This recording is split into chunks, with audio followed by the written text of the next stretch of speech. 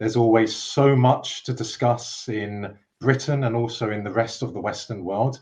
And I'm especially looking forward to this episode because joining us is Dr. Thomas Scheck and his son Peter Scheck in Ave Maria, Florida.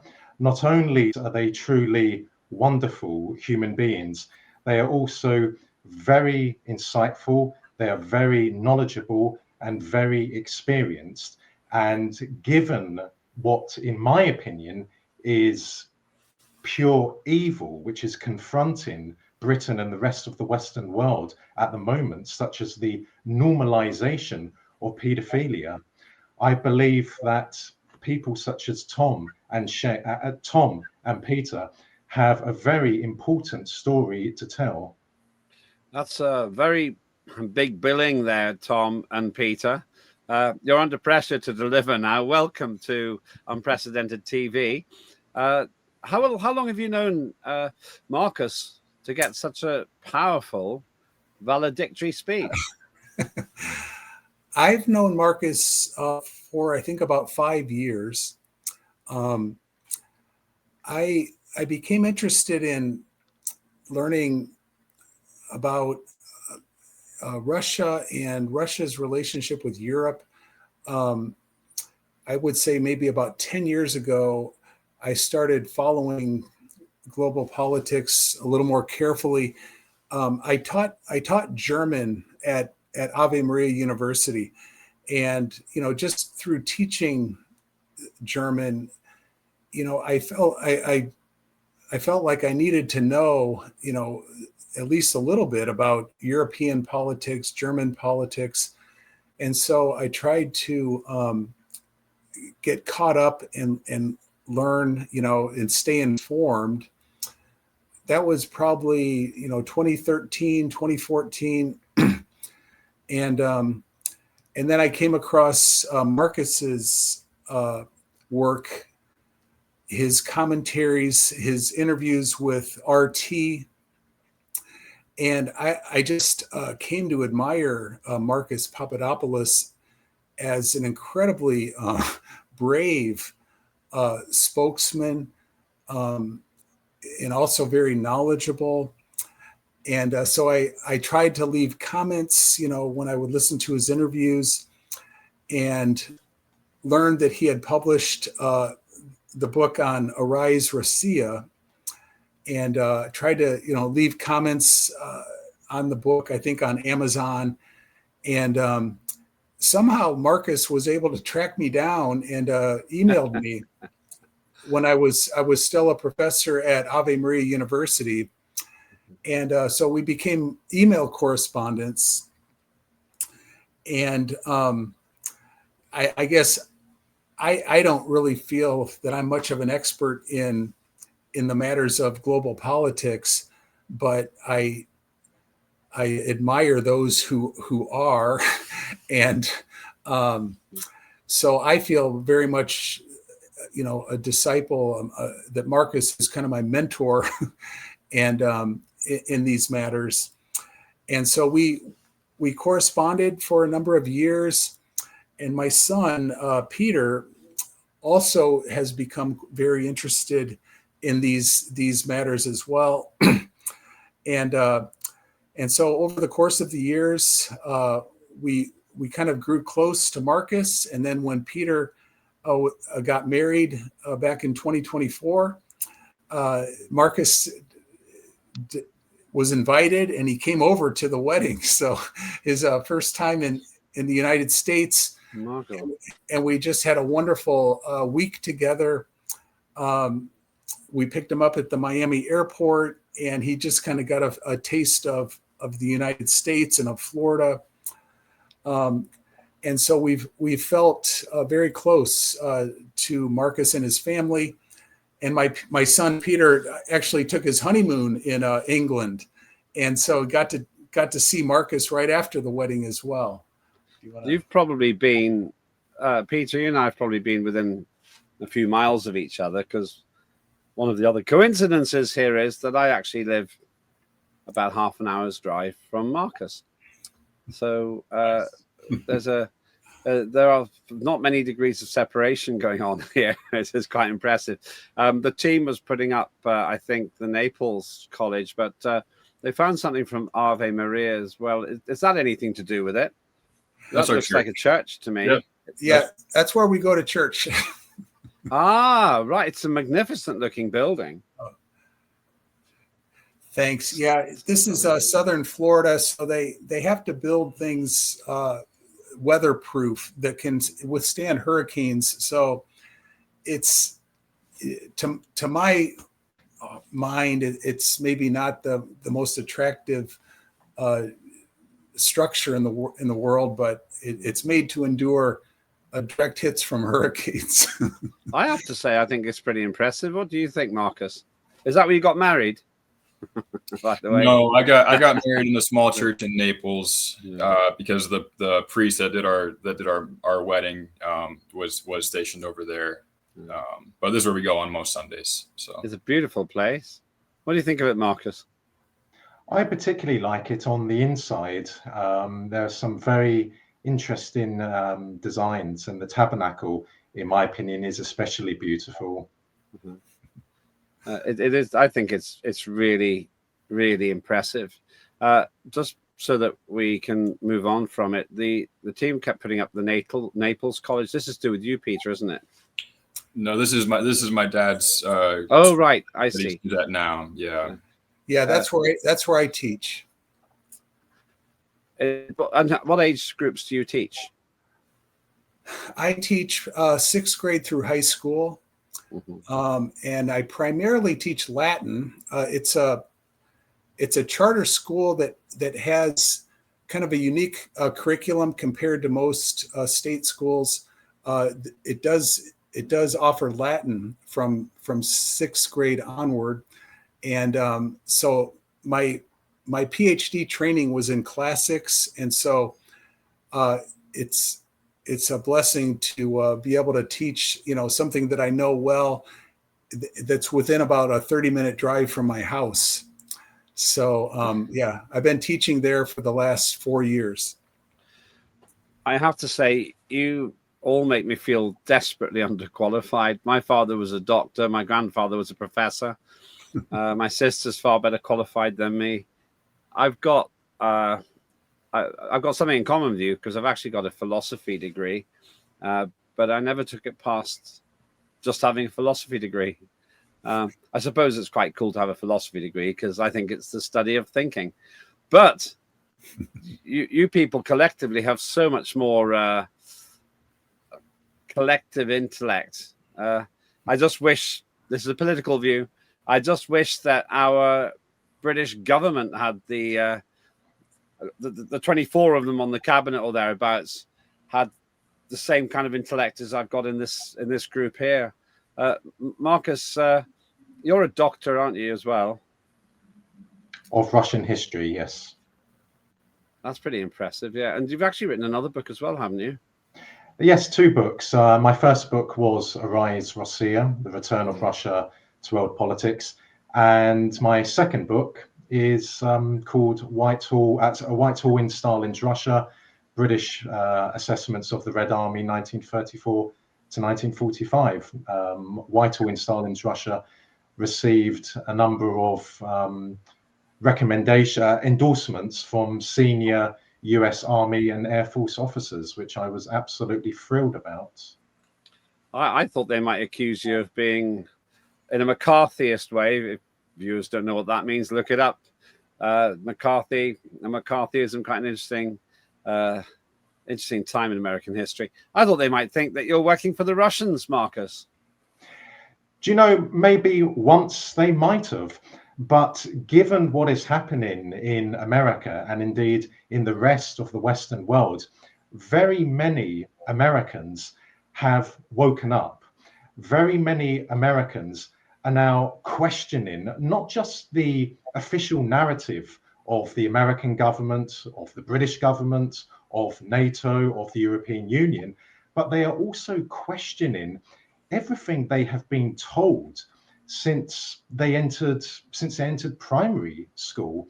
So I'm very, very encouraged by what is happening in both America and Britain. Yes, the situation in both countries is extremely grave. What with, for example, the normalization of paedophilia. Now, the yeah, what do you mean? introduction- What do you mean by that? Because you said that a couple of times. What do you mean by normalization of paedophilia? Yes. Well, it was a few years ago when I became the first person in Britain to say on television that paedophilia is being normalized. And this began in America because what we see now is paedophilia being rebranded as minor attracted people. Now, that is, in my opinion, the lowest of the low. There is no rational explanation for that. There is no human element in that. I am a Christian. I will always look for a rational explanation for something. But in my opinion, and in most people's opinions, there is nothing rational about the normalization of paedophilia. It is without any doubt evil, evil in a biblical sense. Let's start with this then. And I want to make sure that your students are able to access what we produce. So let's be mindful of language and content. But Tom, Peter, that's a big statement from Marcus. I'm to lay my cards on the table. I'm tremendously concerned about dark turns being taken in the name of wokeness, which actually don't create tolerance, but create danger and actually suppress people who say the kind of thing that Marcus has just said. Where do you stand on this, Peter and Tom? Yeah, I'd say so. I'm coming at this from a little bit different background for most people. I was a seminarian, Catholic seminarian for 4 years, studying to be a Catholic priest. When I entered, and obviously since I've just started out and got married, but when I started in seminary in 2018, that literally days before I entered, there was a scandal involving a Catholic cardinal in Philadelphia who had been exposed for having abused, like decades of having abused minor boys or whatever.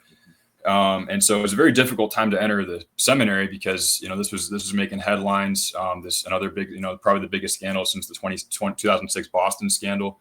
And the first thing they told us at orientation was, how to deal with reporters and how to deal with someone spitting in your face in the street.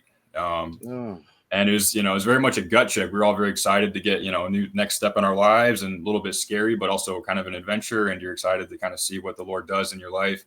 And immediately took the wind out of our sails just by, immediately being thrown in the same ring as these really, really disgusting people. And, obviously it's a scandal. And so and I think Marcus is right. I think like the wokeism leading to the popularization of like drag shows, and especially like drag shows involving children to become so popular, and for people that criticize it to become so demonized immediately. People have very short-term memory. It was only a couple years ago where we were demonizing the Catholic Church for pedophile priests. And now I haven't heard any scandal, and I'm sure it hasn't necessarily gone anywhere. I haven't heard anything in the news about, a pedophilic scandal involving a priest or a Protestant minister or whatever religion, or gymnastics coach or, whoever the Boy Scout master, whoever the main culprits historically have been. I haven't heard any stories of criminal activity from that typical group of guys. But instead it's people bragging about taking their kids to drag shows and drag parades and stuff like that. So that, the short-term memory of the culture is pretty astounding, to go from, you're evil because you do that, to you're evil because you judge me for doing that. And I think, especially in the post-COVID world, where like social media, which was always popular, has just become such a staple in the diets of, kids from, younger and younger age groups. And we've seen how, Instagram, and Roblox and these big platforms, they're just, they're safaris for pedophiles. And as obviously as teachers, it's, it's concerning, because, this is, a lot of our kids, obviously, is a big part of their life. Yeah. And so we should be the protectors, as much as we can, working with the parents. And so for this to be so prevalent and so, celebrated in many cases is, obviously very disturbing. And it makes you wonder, like, what else, when you look at big, cultural issues that are very divisive, and involve, attacking the family or attacking the child or this or that demographic.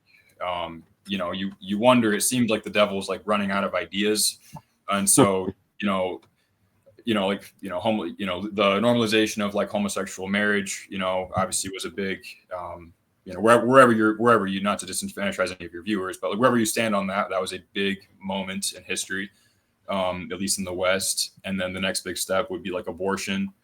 And we've seen it just snowball. And obviously with the transgender movement and pedophilia, you wonder what, like, you'd think like this is, killing the baby would be like the last attack on the family the devil can pull off. And he's still finding ways to attack us. And so it makes you wonder, the forces that are, legalizing this and promoting this, what do they worship when they go home? Right.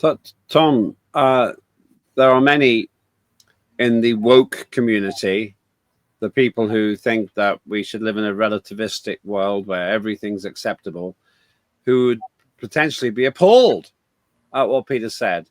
How dare you criticize us for these views? How dare you say that or infer that homosexual marriage is wrong? We do seem to be in a society now where people get censored, and a lot of people self-censor because they're worried that they're going to be demonized or cancelled or accused of bigotry. Well, what's your experience of this as an educationalist and as a person of faith? Yeah, it's a very sad reality. I recall growing up Catholic, and my parents, they did attend church. We attended church, but they kind of stayed on the periphery. And I recall that my mom was not really very comfortable with some of the priests in the church that I grew up in. And several of these priests were defrocked. They were expelled from the priesthood because of their behavior. They were molesting, young boys. And thank God I was not affected by that personally. I guess I kind of learned about it when I was in college, that some of these kind of weird, effeminate priests were actually predators. And it was it's a very sad thing that the Catholic Church endured this horrible crisis. I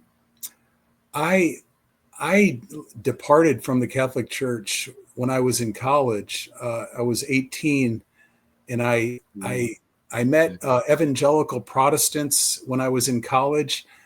And so I left the Catholic Church and I joined the evangelical Protestant movement. And I was away from the Catholic Church for about 17 years.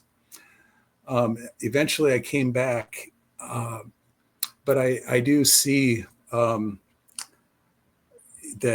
there was a terrible crisis in the church in the 1960s, 1970s. 1980s, and I'm very ashamed, of this. I guess I am a practicing Catholic. I do believe my religion, but I'm also a person who has been through darkness and doubt, and so I feel like, yes, I am a religious person. I'm a practicing Catholic. I go to church, but I have just barely survived the assaults of the devil, and doing what I can to persevere. But I don't consider myself very strong in faith. I feel very weak, but arguably, the Catholic Church has some of the finest organizational structures of any religion in the world. The Vatican is just it's a masterpiece of religiously orientated engineering. I'm sure you've been there. I certainly have, and you go in and you can't help but be impressed. Even if you were a complete atheist, you'd be impressed with the thing. And I wonder if one of the problems for religion is this: if the Catholic Church, with all its finery, all its glamorous constructions, with its own city in Rome, the Vatican City, smallest country in the world, with all of that, if they can end up doing what Peter and you have both described, and which Marcus raised because we're discussing this thanks to Marcus's comment, then why should anyone really have faith in faith? Yeah, I think, to that original question about bigotry and the culture of relativism, I think relativism died with George Floyd. I think that was definitely the moral, the biggest moral quandary, that was presented to us as like high school students. This is what you're going to have to deal with in the streets, is relativism. And people think that nothing is objective, and it's what's true for you is not necessarily true for me. I think that's dead. I think cancel culture is proof that relativism doesn't fly anymore. It's what the woke, the globalists, whatever you want to call it, right? The people that, like, those promoters, they're right and we're wrong. And if you're not going to get on board, that's you're canceled. That's not relativism. They've taken a side, right? That's it from their perspective. That's objective. And yeah, I think to your point about like if the people who claim to be carrying on the legacy of Jesus Christ are, susceptible to this kind of evil and sin, then yeah, what is the point? Like if God can't protect us from this, why, what difference does it make? And I think, ultimately, like the answer, we look to the cross, right? I remember going through that orientation in seminary and having this visceral thought of like, seeing this guy's name in the headline and thinking like, I don't want to get crucified next to that guy. That's not the job I signed up for. And it's like, no, yes, it freaking is. That's exactly the job you signed up for. If you're conformed to the heart of Jesus, if you're a follower of Jesus, that is exactly the job you signed up for.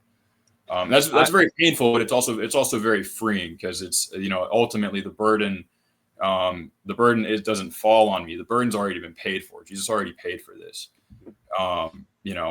How to follow him day to day in the moment and fight this at the level that, the Lord's put in our path or whatever, that's everyone's personal discernment. And that's why, voices like Marcus are so important. And it shows people show their true colors when they criticize voices like that. But just before we go further, a word on the new Pope Leo, is that right? He's Leo the 14th, yeah. Yeah. He seems to me, I've never met him. I've funny enough never met a Pope actually. But I get the impression that he's fairly savvy. I'm not sure why quite I feel that way, but I do get the impression that he's trying to do good things, but it must be quite difficult, because you end up with competition. You're fighting the darker forces. We've got quite heavily into religion, quite deeply. I actually used to work in what I considered to be a monastery in Ohio. I think, were you there, Tom, in Ohio? Which of you was there? I was there. I was there for 3 years. Yeah. I work at the monasteries there. Do you know what that's an altar to? No, I don't. That is the capital of Procter & Gamble in Cincinnati. Huh. That is their world headquarters. I worked for them. They're a great company. And I mentioned them for 2 reasons. First of all, I very fond memories of working in Procter & Gamble, and I could have done the distance there. Very principled company. But the second reason is because there was this relentless claim that Procter & Gamble somehow had a demonic contact, and people would find 666 in the logo and so on. It was preposterous. Procter & Gamble is the most principled organization I've ever worked for. But what's interesting about what we're discussing here is the willingness to abuse religion to contain other groups. Now, I think P&G does, I'm not in their pay now, but I would say that they do a lot more good than harm. I would say that genuine believers do a lot more good than harm. But we get the waters muddied, and viewers may feel this, where the kind of darkness you've described, Tom and Peter and Marcus, has made it difficult for people who don't study theology closely, who don't study religion closely, to be unable to it makes it hard for them to trust anyone of religion, because they have heard the stories about the Catholic Church, and not confined just to Catholic people of cloth. What do we do? What's the solution? Well, one of the things that I feel very grateful to the Catholic Church for is that it provides guidance for its people in the form of the catechism of the Catholic Church, where the Church provides its teaching very clearly, its moral teaching, and it's like a reference point for our faith. And this is something that I did not find as an evangelical pastor and Protestant. I felt like it was kind of up to me as the pastor to define everything and answer, all the questions, where with the Catholic Church, we have the teaching defined for us in the form of a catechism that preserves the standpoint of the church over the course of the centuries. And so I thank God for the guidance that the church gives us. And then, the Pope is a living teacher of the church, a living voice, providing us, further guidance when new things come up. But I really feel grateful and proud of the church's courage to take its stand publicly in that form, and I find it very coherent and clear. So I'm grateful for that aspect. But Marcus, with your simple comments, you've used 2/3 of the show already. There's no way we're going to get everything covered here. What do you think about the hair that you've set running? I believe that all of the churches in the world have been infiltrated by dark, malignant forces. For example, the Church of England. In no way can anyone reasonably argue that the Church of England is a true church. Only recently, the Canterbury Cathedral allowed its walls on the inside to be subjected to graffiti for the sake of diversity. So there is nothing remotely Christian about the Church of England. And all these evil acts, which we see being not just committed in the Western world, but condoned and encouraged, is not, of course, the work of God. It's not the work of Jesus Christ. It is the work of human beings who have succumbed to the temptation of depravity, who have succumbed to the temptation of sin. And something we need to be very aware of is this: in America and in Britain, for example, when we say luxuries, the average person is talking about how many houses they have, how many cars they have, how many holidays they have. Whereas in a country such as Bulgaria or Serbia, when people there talk about luxuries, they are referring to God, church, family, and friends.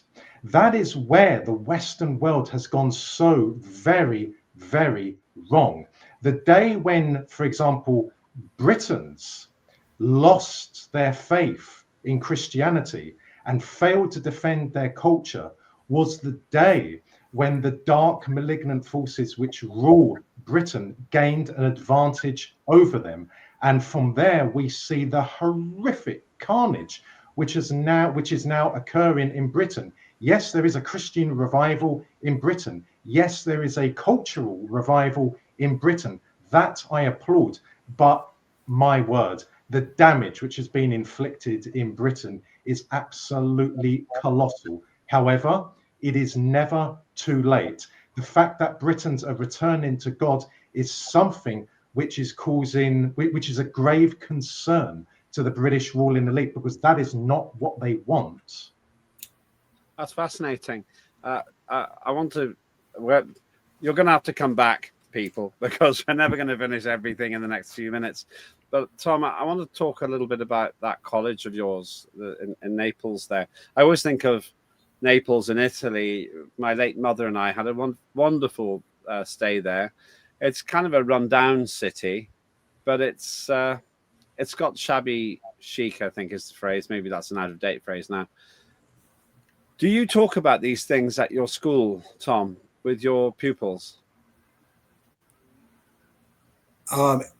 Not really. I primarily teach Latin at different levels.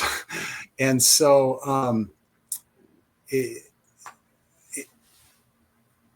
I'm pretty much limited to giving that instruction.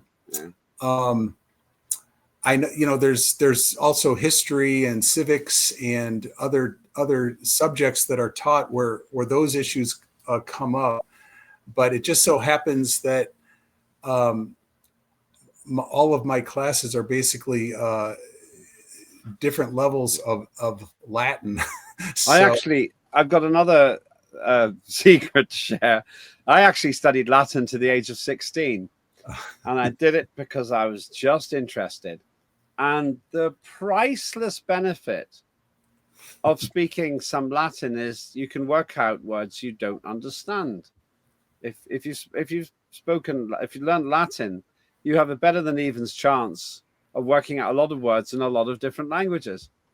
And what I liked about it was learning about the structure, because it tells us so much about how English and American were two countries divided by a common language, I think is the phrase, but how it works. It's a niche sport, Latin. You don't get it in many state schools in Britain. But I'm very impressed, to be honest with you, Tom. Yeah, in some ways it's a relief, because it's objective and it's not controversial, But I think Peter, in his teaching, encounters much more of the cultural issues in the classroom, and he has to be more careful, I think, in what he says and that type of thing. Is that right, Peter? Yeah, I've had my wrist slapped a couple times, but so yeah, I've taught. Currently, I'm not teaching Latin or Spanish. I'm actually teaching Greek, in addition to medieval history and literature. My first year teaching Latin. That particular group of kids was, they were, their parents watch mainstream media, so they've got, they were plugged into real world events, through a current, through a certain stream of media information, whatever. So they'd always start class asking, what do you think about blah, blah, blah? Because they don't want to do class, right? They want to talk about the news. and they knew that they could get me off track. So and then when I was teaching Spanish, I was a missionary in Central America for a couple of years, as well as France. And so a lot of my stories and anecdotes teaching Spanish were much more like real world related to, my experience traveling through, the Mexican government or the Nicaraguan government or, stuff like that. So that kind of more organically lent itself to broader conversations about geopolitics. And then in my history classes, so the 10th graders, it's medieval history and literature. And the cool thing for me, I try to emphasize the English language as much as possible. So we teach Beowulf, and I make them learn the Our Father in Old English, for example. We do other works as well, but I always get the bilingual whenever I can. At the end of the year, we'll do Sir Gawain and the Green Knight in Pearl. And so they'll get Middle English. I'll make them learn the Our Father in Middle English. And then we get plenty of Shakespeare sprinkled out their education. So one of the best plays I ever saw in my life, and I saw it in 1986, so 39 years ago, was Beowulf. It was a student production, but it was so well done, so darkly faithful to the intended messaging and the, to use a really big word, aesthetic nature of Beowulf, and almost the hopelessness in a way. The fatalistic way that it's presented, that I was cold. Even though it was a warm theatre, I was cold. I think Beowulf is just a remarkable thing. I'm in love with it. I grow more in love with it every time I read it. I'm super blessed to be able to teach this stuff. I guess the only other note where my teaching, like medieval history, kind of touches on current geopolitics would be things like in the Holy Land. So kind of like early church history, and then like the Crusades and anything touching in Jerusalem. I'm very passionate about Palestine. So I'm just very clear with them, like, guys, we're not going to get off track, but just so we're clear, we're not, I'm going to say Palestine or Holy Land. I'm not going to say Israel. Zionism is not a thing yet. Regarding like the temple and stuff like that, just because those things, they may hear those words, in the news, depending what they're exposed to at home. I think the pendulum is swinging. I think, on October 8th, 2023, I was the bad guy for saying that, this is more complicated than you think, guys. Yeah. And a couple years later, it's much more like, oh crap, Mr. Scheck might have been right. So is what it is. And same for, Ukraine, Russia stuff. It's like, you're the bad guy the day after the special military operation, but a couple years out, now they're the ones asking questions about Zelensky. So it is what it is. We try to, my job, I struggle with, determining, what's appropriate for them, and then what's appropriate for them in this space. I'm not a geopolitics teacher. I teach medieval history and language. I need to reverence that and be respectful of my role. But at the same time, if we're going to prepare these kids to go out into the real world, again, it's just like you said at the beginning of the show. It's history and fact. It's not emotions. It just so happens that a lot of historical facts are very emotional. So that's kind of how I work through that. Another boring day in paradise wouldn't have made a great chapter in the Bible. As somebody said to me once, I'm going to give Marcus a chance to summarize in a minute, but just two lighter points. You've got a 5-month-old son, Peter, Maximus. I do. Maximus Jude. Yeah, we spell Maximus with an OS. Is he named after Gladiator? So yes and no. So I've been a big Gladiator fan my entire life. We actually we spell it with an OS at the end. So the Greek spelling after Saint Maximus the Confessor, who's he's a canonized saint. He's much more popular in the Byzantine or the Orthodox world. He's kind of the equivalent of like Thomas Aquinas for the East. He was roughly a contemporary of Muhammad, actually. So he's born, his date's like 580 to 662, and big defender of orthodoxy. He was exiled for speaking out against the monothelitism heresy.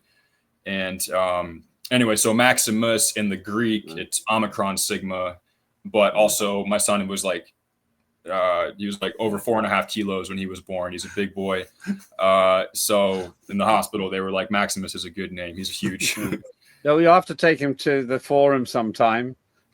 If only to relive the film. Planning on it, yeah. We've taken him to Mexico when he was 3 months. We went to a wedding down there, so we'll see when we can get to Europe again. I had the best mango I've ever eaten in Mexico, and topped it off by getting dysentery in Caracas. But that's another story. And one for you. This is more of a teaser than anything else, Tom. I think it relates to you, Tom. I could be wrong, but I believe that this fellow here is of interest to one of you. Is it Peter or you, Tom? Mostly him. I like him because of him. All right. Yeah, Oregon of Alexandria. Don't go into it now, but I'm very interested to understand why you're so interested in this fellow. I recognize you used the word niche. Could be a niche interest. I think faith and spirituality should be a core interest. That would be a healthy thing for people to put at the center of their lives, rather than endlessly obsessing about sexual orientation and those things which are important, but they're not the meaning of life themselves. So maybe next time the question I'll ask you, Tom, and I will be indulging myself, is what difference you see in Origen of Alexandria's work versus Thomas Aquinas. Don't answer it now, though, because that'll be a whole show. But it is fascinating, and I've got a whole heap of questions there. But in fairness, since it's due to the kind offices of Marcus Papadopoulos that we're all here, Marcus, do you want to risk trying to summarize what we may have learned in this episode? Well, first of all, I just want to say that Zionist Israel is not biblical Israel, and biblical Israel is most certainly not Zionist Israel. They have nothing in common with each other. They are two separate entities, and I only wish many evangelicals would come to understand that. In regard to our discussion, I want to thank you, Lembit, for hosting it, and I wish to thank Tom and Peter for participating in it. I think that prior to what I call the pandemic, not many people would have paid much attention to what we have discussed in this discussion, because it has been very religion oriented. But as a result of what I refer to also as the COVID catalyst, and because people in the Western world simply cannot understand the attacks which are being launched on them by the dark entities which rule them, and because they are so fearful, because they are so desperate, because they have come to the realization that all that is taking place in the Western world today is unprecedented, they are turning to God. They are turning to the Bible. They are turning to Christianity, or they are returning to God, the Bible, and Christianity. So what we have today discussed will resonate with a lot of people, and that is a very important development. As I said moments ago, yes, we are facing oblivion in Britain and in America and in the rest of the Western world. But if we return to God, or if we find God, and if we ensure that we have a relationship with God and Jesus, and we make that very public, then we will start a very serious fight back against these dark entities, because these dark entities in control of America and Britain and continental Europe despise Christianity. They despise culture. They despise Western civilization. They could never have achieved what they have achieved without having taken down, for example, in Britain, Christianity. Now Christianity is on the rise again in Britain. They are fearful. That is why they are taking more monstrous measures to enslave the British people. So again, I wish to thank you, Lembit. I wish to thank Tom and Peter. I think it has been a very insightful and refreshing discussion, and it just goes to show that we are not alone. God and Jesus are with us. They are in all of us, and we have to remember that, And we have to say that openly, and there will be justice for all of us in the Western world one day.